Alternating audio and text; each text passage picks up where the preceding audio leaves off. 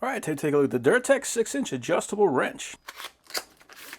So this is a nice tiny wrench. I mean, 6 inches, this is something you can easily carry around in your pocket. Matter of fact, I know a guy at work that carries a wrench very much like this. And between that and a screwdriver, that takes care of most of the problems that he runs into. Now, one thing that this has that is a little bit of a bonus, it actually has this little scale right here. So we can see exactly what we're running into. So if we need to measure something out, we can just clamp right onto it. And we'll know we're at a 1/2 inch. If we flip that over, we got metric, so we know we're at about 13 millimeters. Now we also got a couple of hexes here for grabbing onto nuts and bolts. But what I find these are most useful for is if I've got an Allen wrench and I need to get a little bit extra torque on it, I can use that for that. And there's not a lot of space, I can throw that in there, and then I could use that kind of like a T-handle. So good having options. The nut does feel like it runs very smoothly, which is great. It says the max is 3/4, but it looks like it goes up to about 1 inch. So about 26 millimeters.